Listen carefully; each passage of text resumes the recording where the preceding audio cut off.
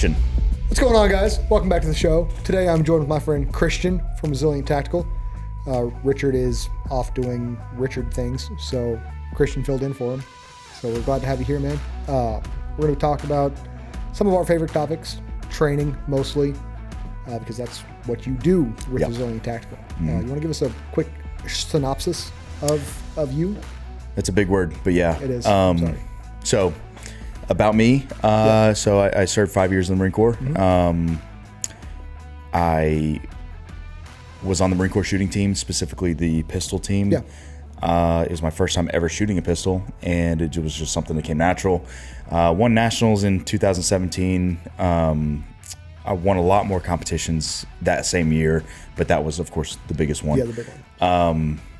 When I went back to my unit, I spent a lot of time at the range and at the armory, just kind of helping people out with their stance and grip and stuff like that. And then when I got out, wanted to see what I meshed with out here. And then I realized I'm not happy doing any of that stuff. So let's go back to instructing.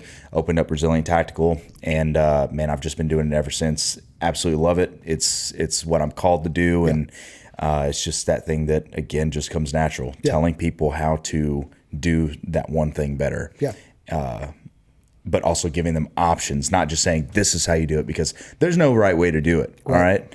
There's principles and preferences. So, and I'm huge on that. 100%. So that's a little bit about me. I do armed security. I'm a bounty hunter, and I'm just a normal dude, man. Just a normal guy. Dude. Yeah. Just a guy living life. I'm just a guy living life. Yeah. Right on, man.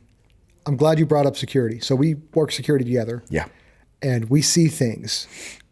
So what's the worst thing, or some of the worst things you have seen while working security in our time? Okay, worst as in like severity, or worse as in like kind of with a little humor? Because severity would have to be that one night at, can I say the place?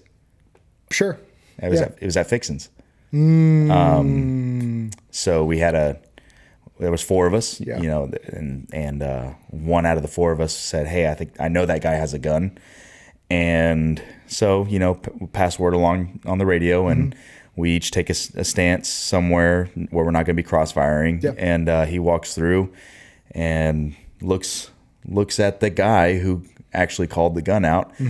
Just happened to be him that he looked at, and says, "Man, what you got your hand on your gun for? What you got your hand on your gun for?" And of course, he's just staging himself, because he knows he has a gun. He's 100% on it. Like, that guy has a gun. So the guy with the gun does a quick little reach, and you know that he doesn't pull it out, but I mean, he gestured to it. So we had already told TPD though that, hey, that guy's got a gun. We know it 100%.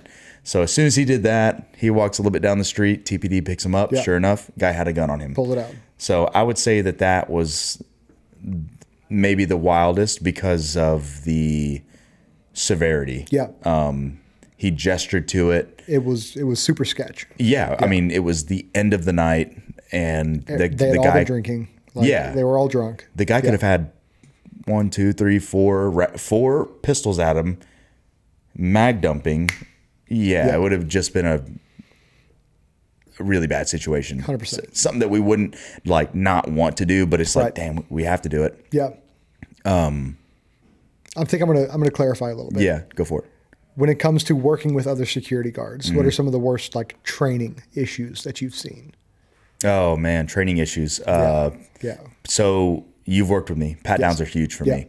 I find a lot of stuff on pat downs. 100%. So sweeping on the front, I'll get all up in your stuff. I do not care.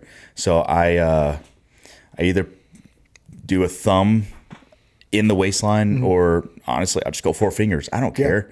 I can't tell you, dude, these hands have been places. They've seen some things. But it is worth it to know that, okay, they're safe. So I see pat downs as a huge, like, did you even check kind of thing. They'll just go back, legs, and that's it. Like, I get up in your stuff. So pat downs are huge. I know this sounds weird, but like presence. Presence is also huge to me. 100%. So if you look like crap, you probably perform like crap. Yeah. If you look like your stuff is squared away, I mean, my kit versus someone's that we see out on the street holding security is two different worlds. 100%. You know, if you look like you know what you're doing, perception is reality. Yeah. You probably do know what you're doing. Yeah. So I would say that you have guys that have their setups all wrong. Like I see a lot of that, and they have the old Velcro with the clip for their holsters, and it's like, dude, hey, either get with the times or rethink your job. Yeah. Because what I have right now is a lot faster of getting out of my holster. These guys are pocket carrying a pistol, so there is no retention on that. Yeah. The fact that you have to defeat 2 buttons to get your mags out, it's more of just knowledge, bro. Yeah. Like knowledge, know what's out there and available gear wise, and go to some training. Even just look at pictures. Yeah. Look at pictures of guys in teams. Look at what they have. Like if you can look like that holding a security position, you're going to deter a lot of people away. 100%. Just by presence. Just by looking like you're competent. Yes. It's gonna perception is reality, man. Like you could not know what you're doing at all. It's just like being in the Marines. Yeah. You could be a junior lance corporal, but if you don't wear your skivvy shirt and you unblouse your sleeves and wizard sleeve them, you're probably salty. You know. Yeah.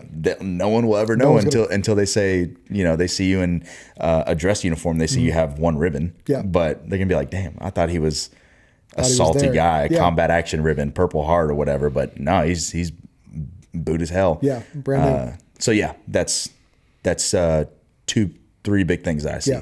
You can just tell that most of the guys that we work around don't actually train in their kit. Yeah. They don't get out and use it. No. So it's like the time first to work time and they they're throw going to it on. have to use it is when a situation arises, when a fight breaks out, when a gunshot happens, something like that. Yeah. And for you guys at home, please get out and use the setups that you're planning on. What, James? No? Okay. Sorry, you threw me off there. Well, I was like, why are you saying no to that, James? Am I not supposed to challenge our audience? Don't train. Challenge the audience. Ignore that.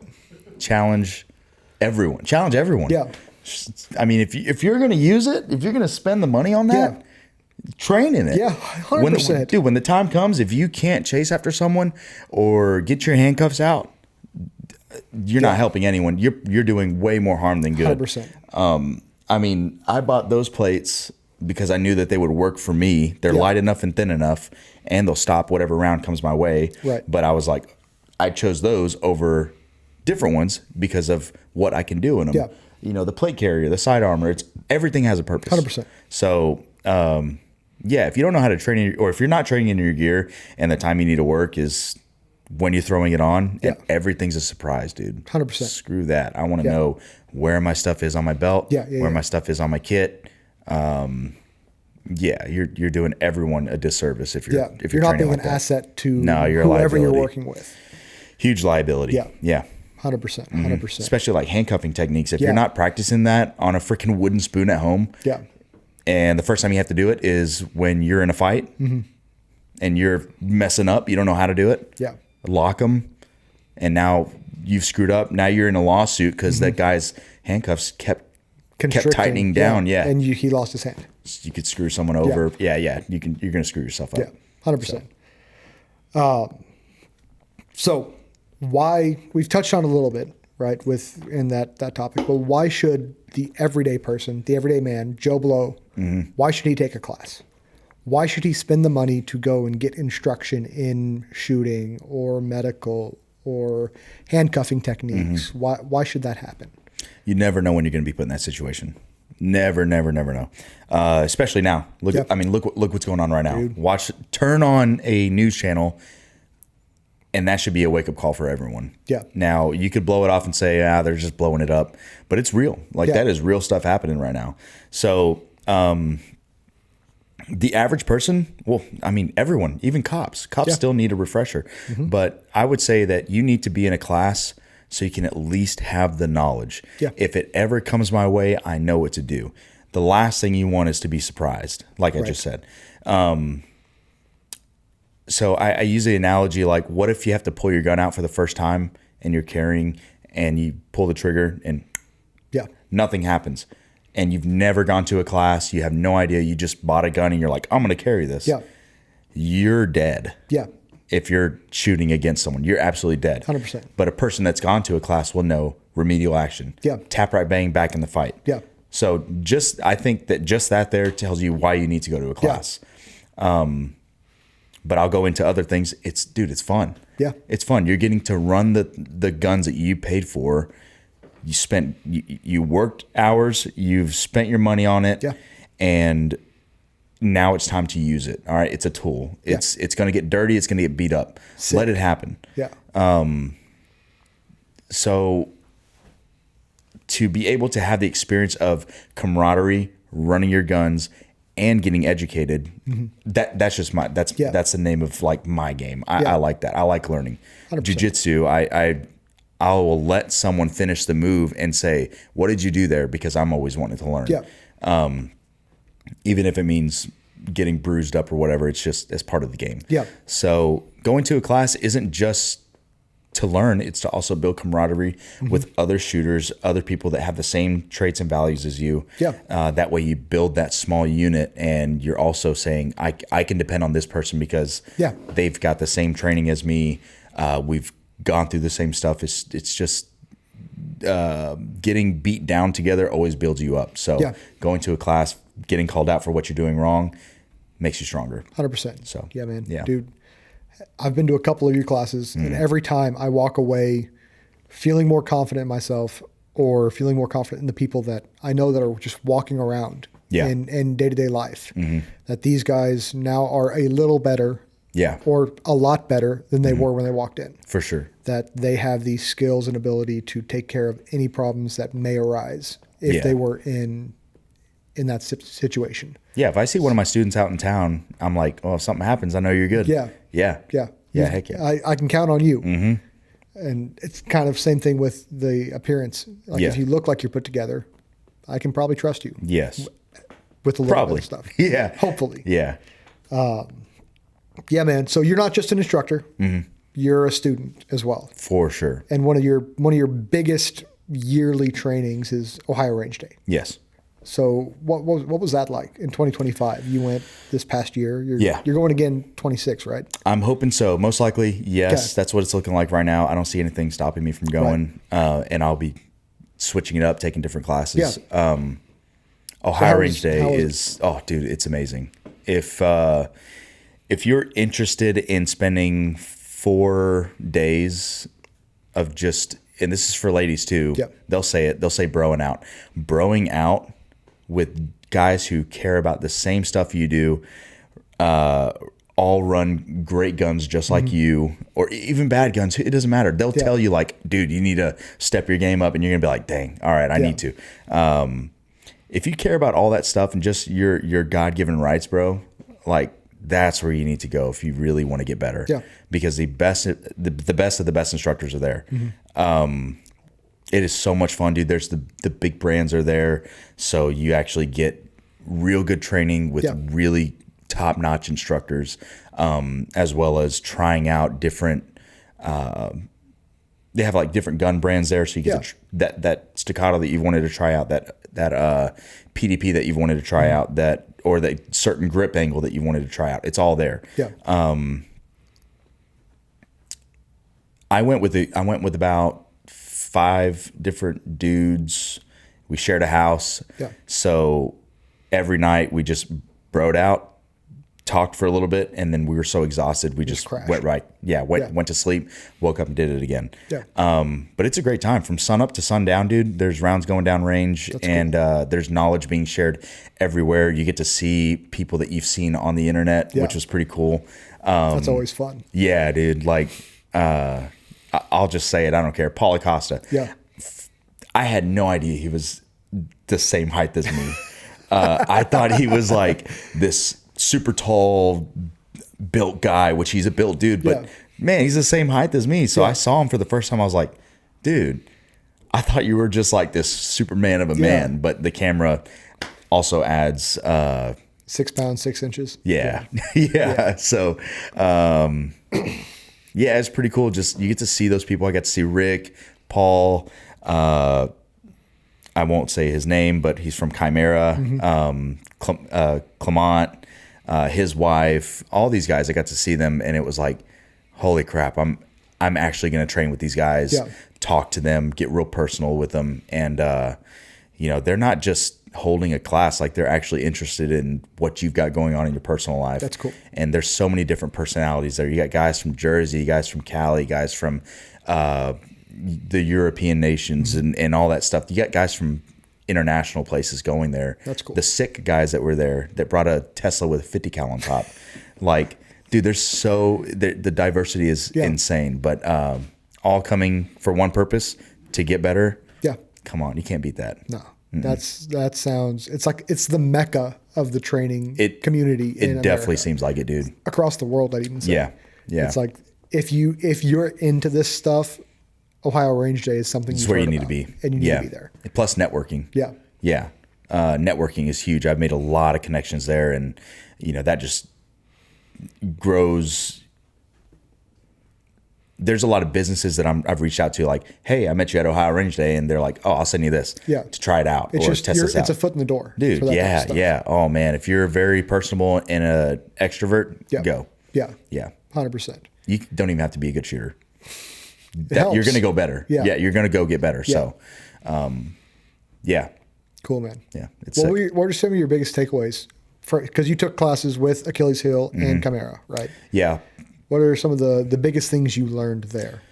So Paul, I took his pistol class. The absolute biggest thing I learned from him was principles and preferences. Yeah. Yeah. Give us an example of one. Dude, okay. Principle of pistol shooting, you have to have some weight distributed forward. That's it. Yeah. All right. Does that mean that it has to be this leg and this leg only? No, it could be that leg. No, it's not right. No, I mean, that's not optimal. It could be this leg, as long as some weight is distributed forward. I shoot left leg forward, right leg back. Yeah. Paul shoots both legs next to each other. Okay. But his weight is distributed forward. He's just on the balls of his feet. Exactly. The principle is weight distributed forward. Yeah. Preference. He can have it wherever he wants. But he prefers to have them shoulder width apart and weight distributed forward. So now that gives me the tool to say to my students, here's the principle. You have to have this and this and this. Grip, you have to have it closed. You have to have these 4 fingers around. Your elbows need to be here. Now, preference. How much of a crimp do you want? Do you want it a little bit more extended, but you still have that bend, or do you want it more bent? Now you get to choose how you want to, establish that principle. Yeah. So it gives my students some variety. They don't just have to pick one thing, because if there was just one way to do this, everyone would be an amazing shooter. Right. But there's not. There's not even 1,000. There's a million ways to skin this cat. Yeah. So everyone shoots different. And if you try shooting the exact same way someone does, it might not be comfortable for you. Right. You can implement some things that they're doing, but I would always say to never exactly copy someone. Yeah. Because it might not work for you. Yeah. And what works for you doesn't work for me. Exactly. And I've seen me and you shoot different. Yeah. Now, you could argue all day like, no, this is the way to do it. Yeah. Yeah. And I could be like, no, this is the way to do it. But it doesn't matter. The results are very similar. Yes. We're still getting accurate hits in a good time. Yeah. We're just executing it 2 different ways. Yes. Oops. So, as long as the principles are there, man. Yeah. Who cares? Yeah. It's like you're giving the answer to an equation, but how you get there, it doesn't matter. Did you add first, subtract first? Who cares? As long as you got the right answer. Yeah, as long as you got the right answer, that's all I get. Yeah, if you can hit the A zone in a optimal amount of time, you win in my book. Yeah. I don't care. I don't care how you do it. Just get it done. Just like in the military, they're like, I don't care how you guys do it. Just get it done. Yeah. It's the exact same thing. So principles and preferences was absolutely huge in Paul's class. Chimera was definitely aggressiveness and acceptability. Okay. So we shot a Post-it note instead of a whole A zone. Yeah. And when your target is smaller, you do tend to hone in more on your fundamentals. So instead of giving us that whole A zone about right there. Yeah. I mean, we were shooting at about right there. Yeah. You know, about right there, guys. And everyone's rounds that were in my group were well within that Post-it note. And it's like, dude, how can I do this and maintain this aggressiveness? But whenever I'm by myself, I got the A zone, I'm throwing a couple Charlies. The way that they teach is to overdo it, because whenever it comes to the real thing, you'll remember your training. So if you train small, aim small, miss small. Yeah. There you go. There you go. Aim small, miss basically. Small. Yeah. But now having a smaller target while amping up your aggressiveness, really hitting that trigger as fast as you can, not worrying about, I need to go slow on my trigger. Like, that's tomorrow's problem. And that's what Paul says. He's like, he encourages slapping the trigger. But for Chimera, it was be aggressive. I'm going to give you a smaller target, make it work. Yeah. And also cognitive. Cognitive is, or cognitivity, whatever is. Your cognitive function, your brain power, how your brain works. They harp on that like I've never seen anyone harp on it before. They use blaze pods, which I want to start implementing those in my classes a different way, because I'm not just going to copy Chimera's way, but a different way. But they really harp on cognitive skills, and that is a huge game changer, because instead of going off of a timer, the shooter ready, stand by, beep, it's now you're going off of your eyes. Yeah. So there is no stand by. It's just, hey, you ready? All right, you guys are good. All right, here we go. When the lights go. When the light comes on, that's when you react. Because like in our job, is there going to be a timer? No. There's not going to be anything auditory. Yeah. It's all going to be visual. So visual stimulants are that was, I've never done that training before. Yeah. So that was a huge like wake up call. Like, why are we not doing this in the States? Why are we only going off of auditory?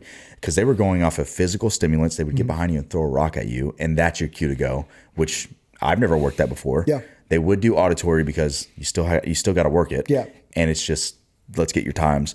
But the cognitive visual was a huge game changer. So now in my classes, I use a laser and I hit the targets, and the feedback that I get from that drill is, dude, I've never worked that before. I really liked it.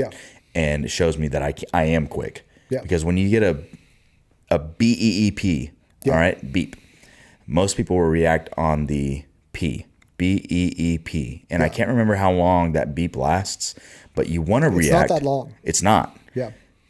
But you're still wasting time. Yeah. Once it goes beep, that time has started. Yeah. Yes. So you want to start going on the, not the P. Yeah. Okay. So, but with cognitive, you pick it up so much faster. Because we can see faster than we can hear. It's as soon as that light comes on, you're reacting. Yeah. So that was a huge one. So I would say with Paul, it was principles, preferences. Chimera, it was cognitive. Yeah. So those are the things I got from both of them. And they absolutely killed it with it. That was some of the best training I've ever had. That's awesome, man. I want to go back a little bit. Yeah. The A zone is massive. It is. When you really sit there and think about it, everyone's like, oh, A zone hits, A zone hits. It's like 6.5 by 12 over there. Yeah. It's giant. It's big. It's a big area. So if you can cut your A zone in half, do it. It just means you have a little bit smaller target, but keep pressing that aggressiveness. Yeah. That's really, really big, I think. Yeah. Make your targets a little bit smaller. Yeah. When something's a little unfamiliar, you do tend to hone in your fundamentals a little bit more. Yeah. So some people that are really bad, like, well, they'll shoot with the right hand, and they're like, oh man, I suck shooting one-handed. And then they go to their left hand and some are really, really good. And it's like, why? What the heck? Yeah. It's because it's unfamiliar territory and you're thinking, okay, I need to actually be behind the gun. Yeah. Instead of just willy-nilly it, because if I use my right hand, I write with this hand, I throw with this hand, I can just put it out there. I know what's going on here. Yes, I don't know what's happening here. No idea. So let's think about it. Let's think about it. Yeah. Now I'm going to hold it good. I'm going to make sure I don't disrupt the sights right before I shoot. And sometimes it's way better. Like, I don't know. When something's unfamiliar, you hone in more. So, it's different, but make the zone smaller. You might perform better. Yeah. Make the zone smaller. If you can't make it smaller, go to farther distance. Yeah. Stop shooting at 7, maybe go to 20 or 25. Yeah. Just small things like that. Plus, if you're killing it up here, make it hard. Yeah. Yeah. Yeah. Challenge yourself. Growth is in the grind. I heard that recently. And that's pretty good. I have adopted that across my entire life. Is growth is in the grind. Is that Tulster's new shirt? Maybe. Let us know if you want to see that. All right. We'll make it happen. Let's do it. Maybe. On that topic, something you have been a very, very heavy influence in my life about physical fitness. Okay. Why should someone care about physical fitness?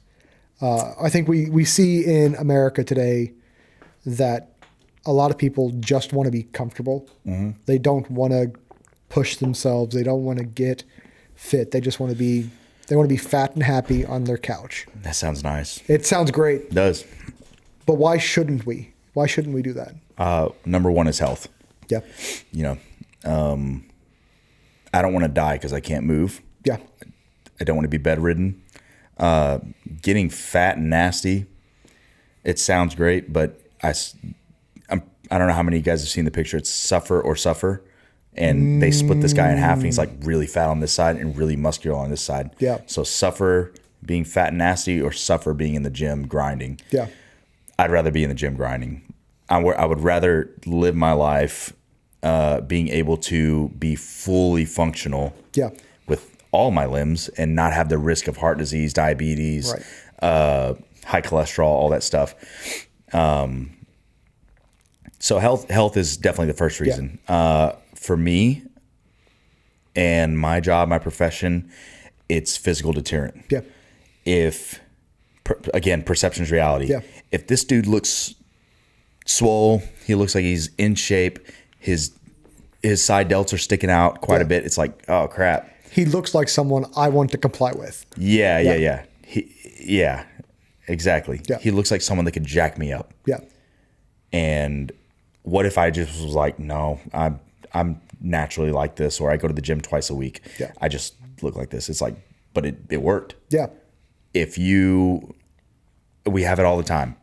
If you walk into QT and you see a fat security guard that doesn't care about the way they look, they're unshaved, their hair is ridiculous and nasty, they're dirty, their uniform is dirty, their gear's jacked up. If I'm a bad dude, I'm going to get exactly what I want that day. Yeah. I'm going to take whatever I want. I'm going to treat people however I want, because what are they going to do? They're going to chase me? No. They can't run. Are they going to shoot me? Probably not, because I'll probably be out of the way. I'll be gone by then, but also they probably don't even train. Yeah. Can they detain me? Probably not. They're going to fall over themselves because they're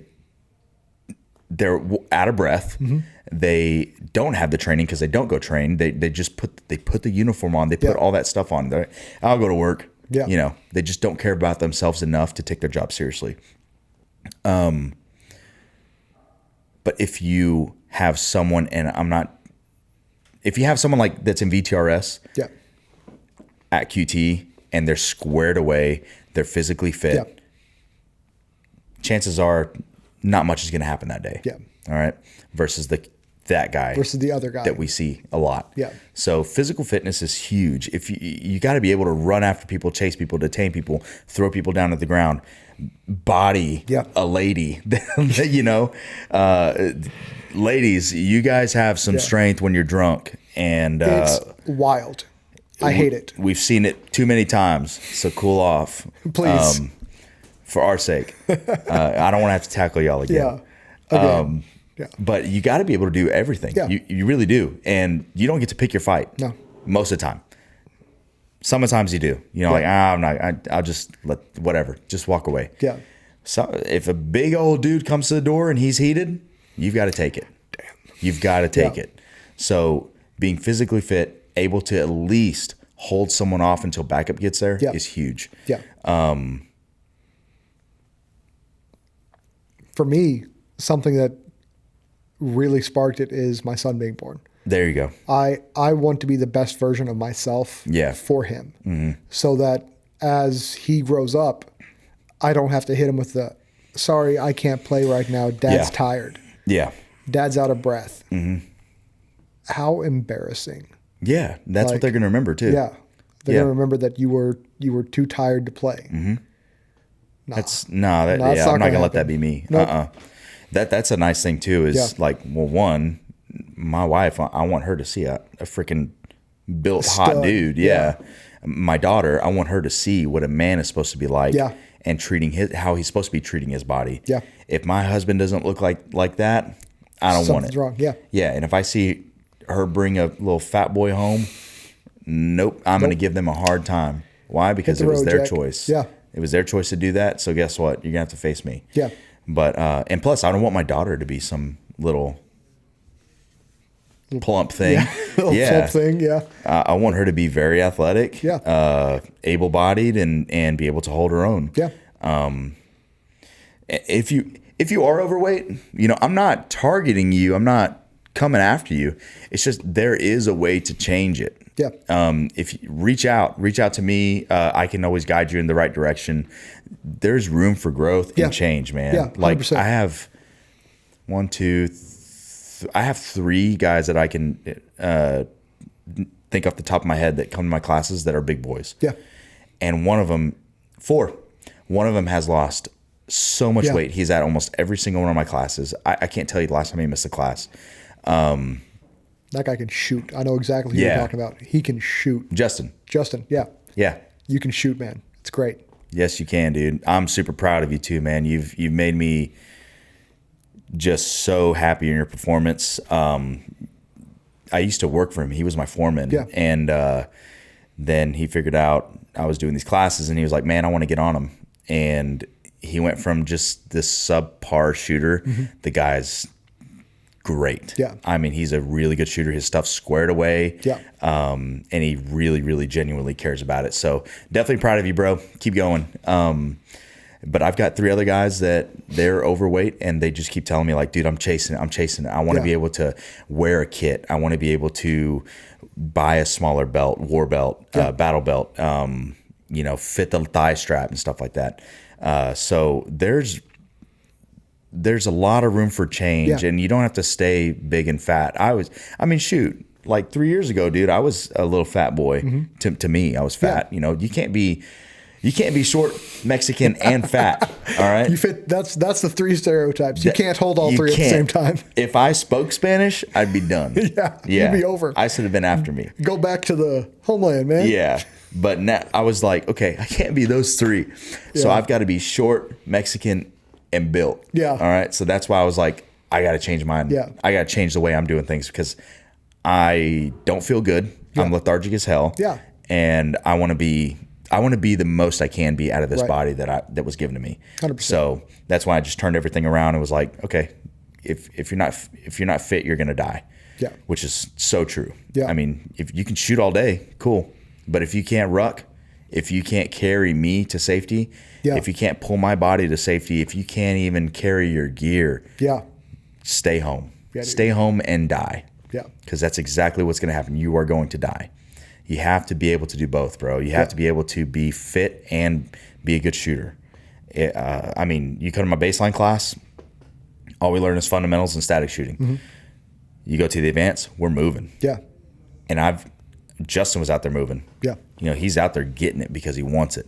So those guys are a testimony. Yeah. Like, you don't have to stay that way. Yeah. No, if you don't like it, change it. Yeah. You can change. It's easy. We live in a world where there's too much information out there to stay the same if you don't want to be that way. Yeah. On the topic, if you're skinny, it's the same cool. thing. Change it. Yeah. Yeah. I got skinny boys in my life. Yeah. Yeah. Tyler, you know I'm talking about you. Yeah. I love you, but you're skinny. Much love to Tyler. Yeah.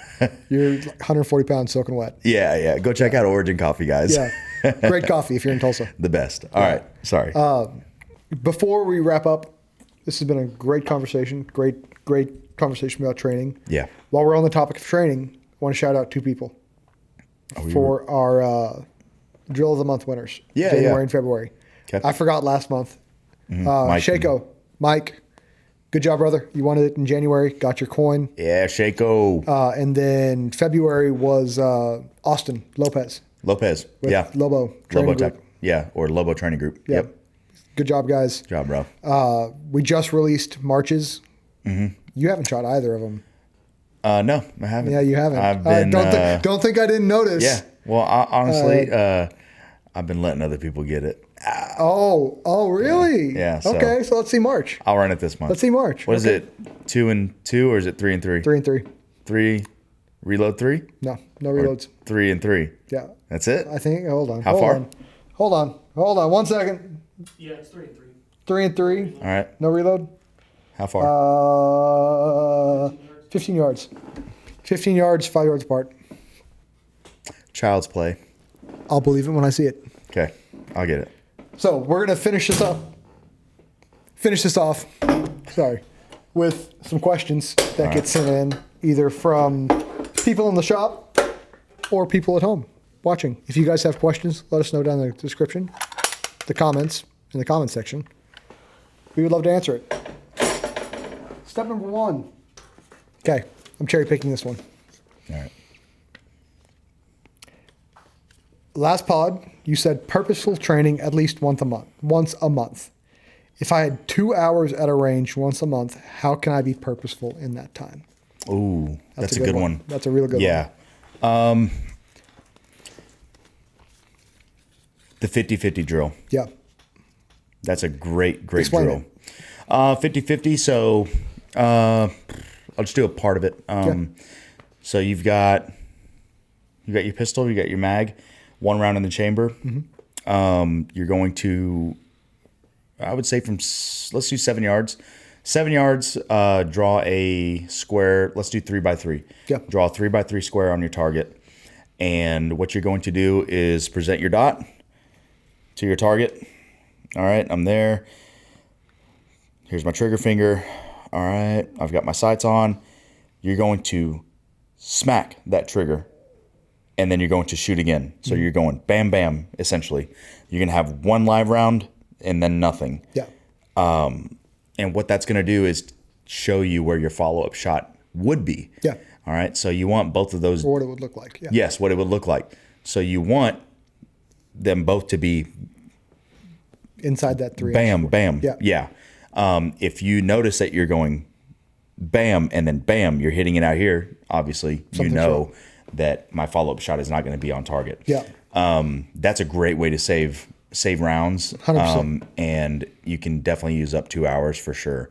And then go into doubles. Doubles are great. Bam, bam. Yeah. Bam, bam. Bam, bam. Like I said, the trigger is tomorrow's problem. Yeah. That's from Paul Acosta. That dude just likes to smack a trigger because it's true. If you're in a firefight or if you're in some sort of combat, you're not going to be feeling the reset of that trigger. Yeah. You're going to be smacking Shooting the heck as out fast of it. as possible. Yeah. As fast as possible. Yes. Yeah. And that doesn't look like, Yeah. no, that looks like wham, wham, wham, wham. I got to go now. I've got to get these rounds downrange. Yeah. So practice like that. 100%. Yeah, I would say the 50-50, working some doubles on Yeah. the 50-50. Same with rifle. 100%. One shot, nothing. One shot, nothing. One shot, nothing. Then put doubles. Yeah. Yeah. I think I'm going to go with the dope drill.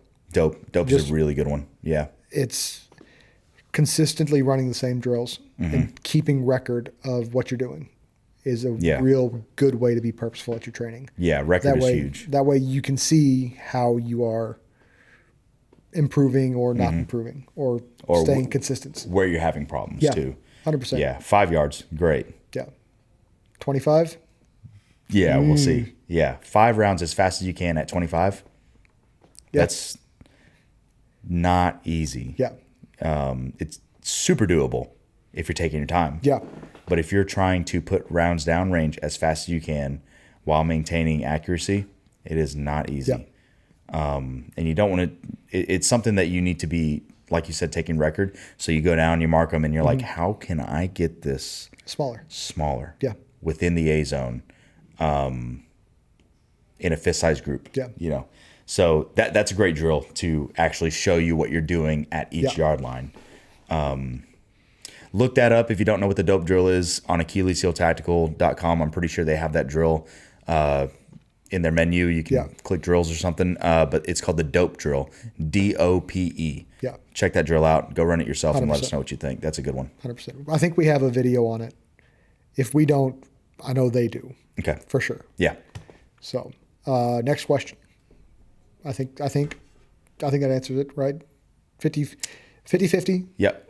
And keeping record. Yes. Real simple. Yeah. What do we got next?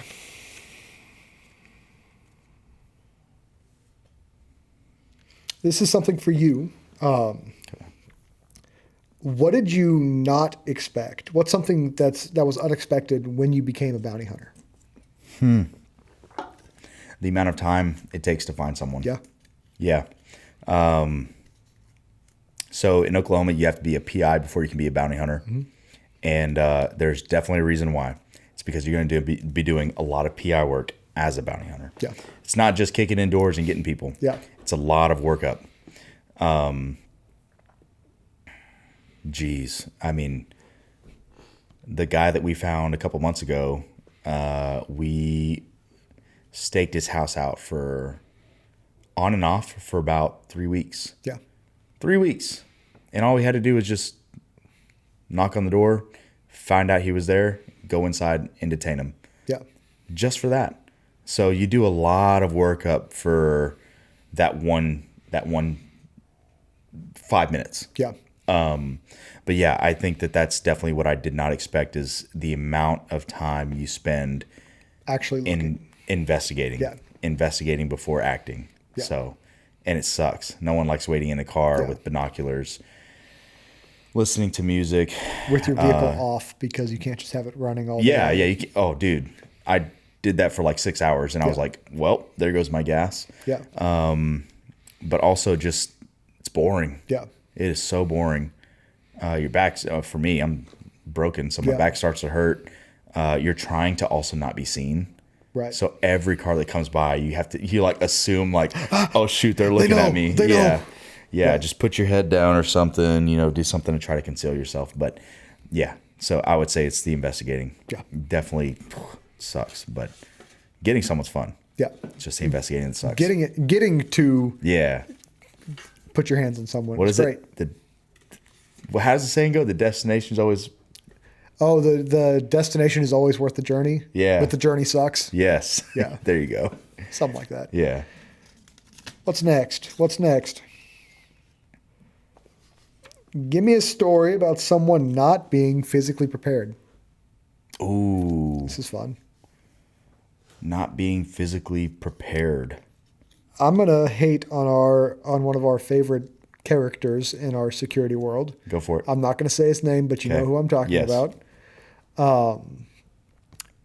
He can barely walk. Mm-hmm. And watching him try to handle people getting kicked out of a bar is not fun. Yeah. Yeah. Sometimes it is just a fact that your body is too broken to continue doing this job. Yes. You need to know. Yeah. You know yourself better than anyone. Yeah. So you need to know when it's time to hang it up, throw in the towel. Yeah. And there's no shame in that. No. You've done your time. You've done it forever. You're just not there anymore. Yeah. Yeah. I know who you're talking about. Yeah. I'm definitely with you on that. Yeah. Let someone else take it now. Yeah. Yeah. You're not there anymore. No. Be a manager. Be on the administrative side because you love doing this. It's obvious. Yeah. Start delegating. Yeah. But it's time to stop being on the streets. Out there. Yeah. Yeah. Yeah. Let someone else do the grunt work. Yeah. Yeah. What? What's the worst situation you've experienced as a bounty hunter? Next. Yeah. Yeah. Yeah. Give me the worst thing you've had to do from a physical challenge perspective. Ooh. Physically, what's the worst thing you've done? Physically, what's the worst thing that I've done? Mm-hmm. Wow. You're going to love this. This isn't not even in the Marines. Yeah. This was being a lineman. Yeah. Yeah. For those of you that don't know, linemen, power lines. Not in the NFL. He's not that big. Yeah, I'm not that big. Being a lineman, bro. Yeah. I had no idea it was going to be like that. That is some hard work. I believe it. If your digger truck cannot get to the position where it needs to dig that hole, you're digging the hole. Yep, you got to dig it. Yeah. Yeah. And we're talking shovels and post hole diggers. And those post hole diggers I have never, ever in my life sweated that hard. I believe it. Mm-hmm. Yeah. And I remember Justin, the guy that we're talking about, he was my foreman. And he said, those gym muscles aren't going to help you out here. And I'm thinking, it can't be that hard. Look at you. Yeah. You're doing this. Look at these guys. Yeah. They got lineman strength. Yeah, dude. It's that country boy strength. I was broken. Yeah. I had never sweated that much. I was so physically exhausted. I was, that's a different world, dude. Yeah. I was beat for the first time in my life. I was like, I mean, handing off the sticks to someone, I was like, that's the first time I've been like, I got to stop. Yeah. I can't. And I hate saying can't. Yeah. Absolutely hate it. When my daughter says it, I'm like, I make fun of her. I'm like, can't. Yeah. But dude, I couldn't. I believe it. It's like watching those farm boys just chuck 100-pound hay bales, just one after another. It's a different type of strength. You remember those Father's Day storms? Yeah. 3 years ago? Yeah. I was working in them. I was working that sucked. too. Yeah. That's out of the whole 4 months I was with Justin, 2 weeks of that was spent on normal work. The rest of the time was all storm. I believe it. So it was very fast paced. Yeah. You had to do it now. Now it's hot. It's humid. Yeah. It's nasty. Yeah. That is not all sunshine and roses. That's hard work. So props to you guys that are linemen. Thank you guys for keeping our AC on. Yep. We appreciate it. Deeply. Especially here in Oklahoma, that when it goes out all the time with storms. Mm-hmm. Yeah. But physically, yep, that's it. Yeah. For sure. Without a doubt. Say that with full confidence. Yeah. Yeah. Mine's a backpacking trip I took in Colorado. Really? Or in New Mexico. That elevation in the Rockies. Yeah. It's different. I'll keep my oxygen down here. I'll deal with the 110-degree summers.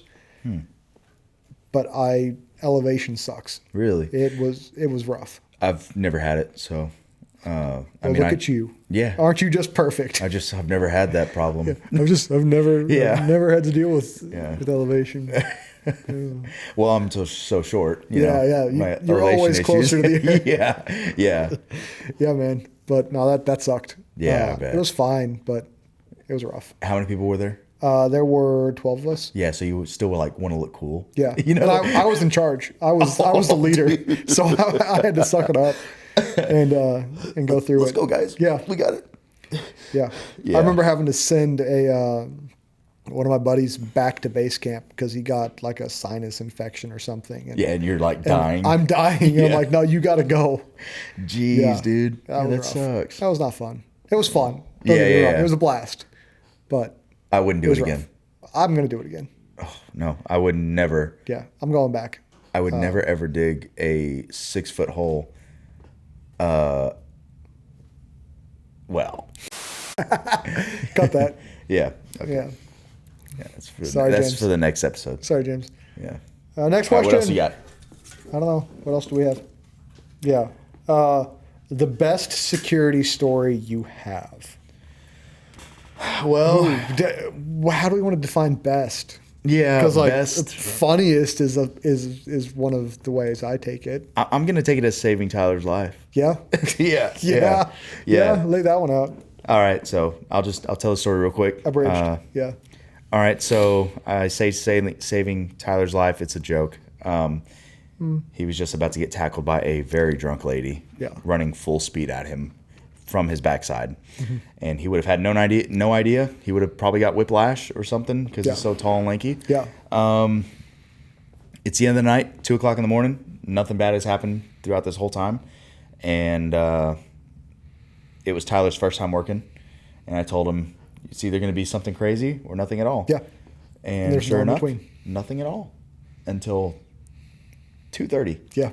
2:30. They're waiting for their Uber. We're all outside, and I'm telling them, hey, y'all got to, hurry up. Let's go. Get out. I'm trying to go home. Yeah. So, anyways, she is drunk and disorderly. She is arguing with her friend group, and she goes out in the middle of the road on Utica, which is a very busy street. She lays down, and I radio to the guys, hey, make sure she doesn't die, and if she gets hit, render aid, please. But don't mess with her, because she's not on our jurisdiction anymore. Yeah, she's not our problem. She's Utica's problem. Yeah. She's the city of Tulsa. Problem. Yeah. TPD. Yeah. Have fun. That's their problem. So, anyways, there are cars coming, and my buddy lights his flash on her and says, we're going to need some bleeps right here. Madam, please exit the roadway at your earliest convenience. Tyler just so happens to be standing in the area. She thinks it's him that said it, so she sees red. He is turning around, putting his light in his kit. She's running full speed at him. I'm watching this whole thing play out from afar, and I'm like, I've got to go save his life. Yeah. Because he's about to take a beating from back of his spine. And I just see her running full speed. So here I come, hauling ass, full kit. I'm blazing, I think. I'm probably heavy foot running, honestly. And the earth is shaking. Yeah, dude. I intercept her right before she doesn't even lay a hand on him. I intercept her, decleat her, but in the process, a certain individual has sprayed her on a windy night. Yep. None of it hits her. None of it hits Tyler. It hits me right in the face. A lot of it, too. Oh, man. So I hit her. She's on the ground. I am eyes just closed. I open them, and I'm like, yep, I'm sprayed. So I feel it. I get her left arm behind her, and I'm like, someone get my cuffs and cuff her. And we ended up getting her cuffed and back to the building, and I'm just washing my eyes out. And as best you can. As best as I can. I still would rather be sprayed than tased, by the way. Still? Yes. Yeah. Yeah. I hate getting tased. It's the worst feeling I've ever felt in my life. Like I said, you actively feel like you're like, dying. I'm dying. Yeah. Yeah. But yeah, some say I saved Tyler's life that night. Yeah. Some say I took a load in the face for Tyler that night. Some say loyalty over vision. Who says that? Some are saying it out there in public, Okay. Yeah. Sorry. I've never heard it. So loyalty over vision. Okay. Tyler tax, Okay, yeah. Stuff like that. Yeah, he's giving you free coffee because of it, right? Yeah. Okay. Yeah. Okay. Then you're even. That was a very interesting night. I believe because nothing happened, and then at the end, on his first night, he sees what can happen. Which is honestly, that's anywhere, dude. Yeah. You can never assume that the party's over, bro. Right. Like The party's just getting started at 2 a.m. Yeah. Yeah. And then after that, there was actually a lady passed out in her car, super drunk, underage. Car was on, so she screwed herself. So we had to call TPD because we could not get her awake. They boxed her in. Yep. Got her out. Found her ID. Super underage. Yeah. And so that night ended up being a 4 a.m. kind of night. So yeah, but got in the shower. Those are the worst nights. Felt that hot water in the eyes and felt on the the burn arms. all over again. Absolutely sucked. Yeah. But Yeah, that sucked. That's a fun one. I had a lady chuck her heel at me one night. A heel? Yeah. So this was back early in the VTRS days. Mm-hmm. We were working at a spot over off of 11th and Memorial. Okay.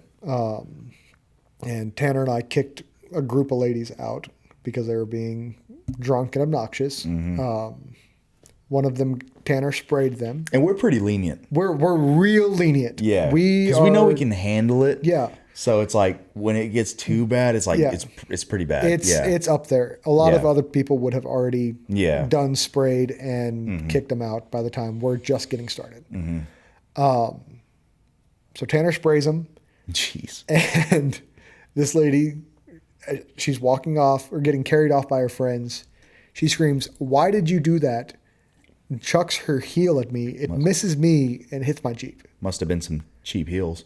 Yeah, because she never came back for it. Yeah, they were cheap. Yeah, nah. So my Jeep had a scratch across the hood until the day I sold it because of this lady's heel, Nice. which was just funny. What time was this, by the way?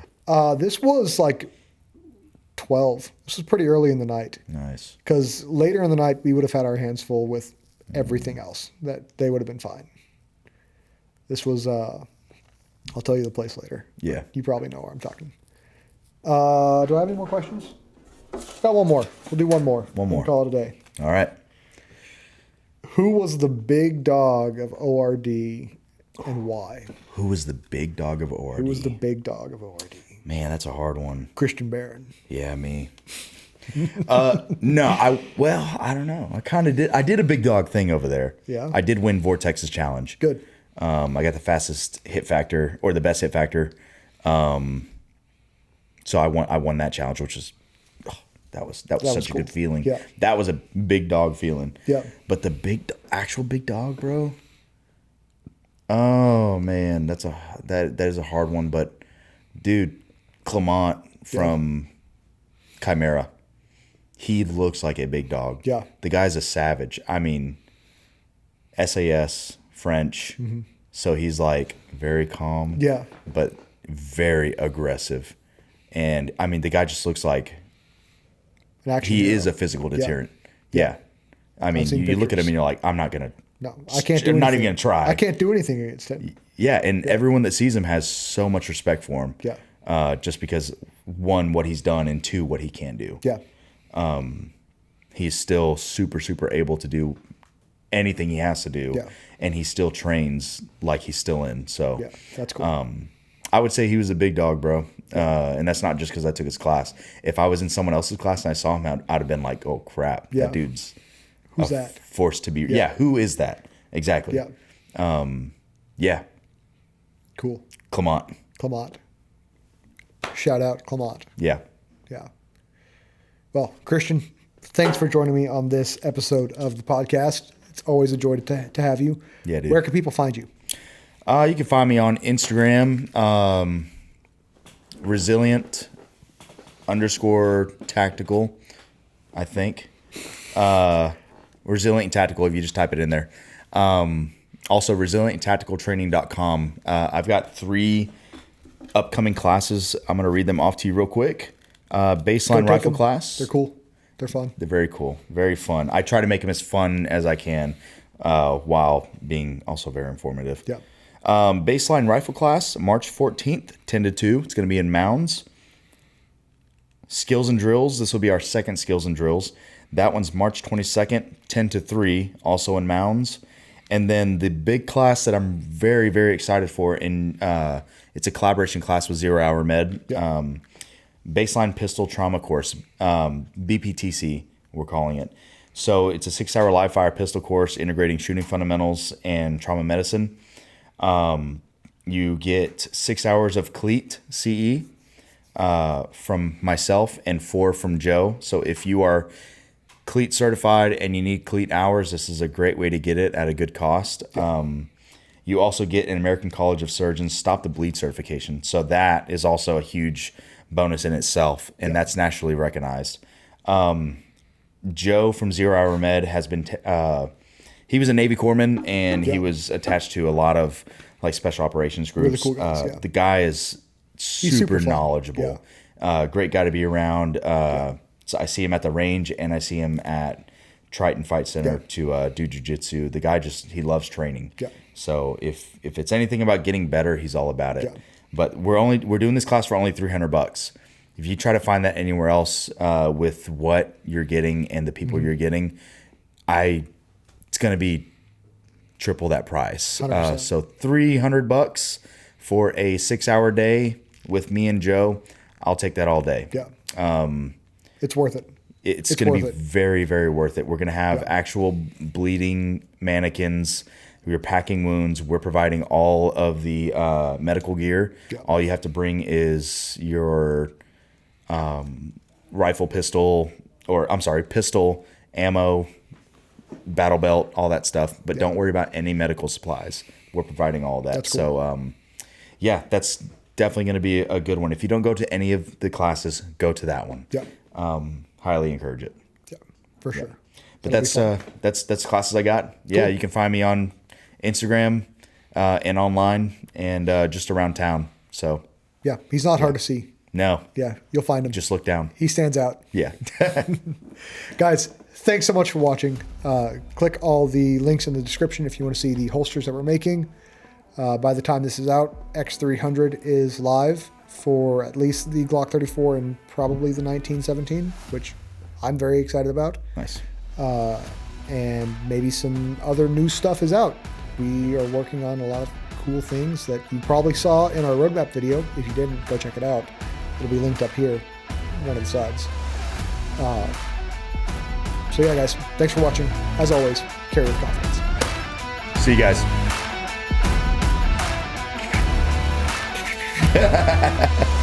That's going to be in. Yeah. It's going to be left in. Cool.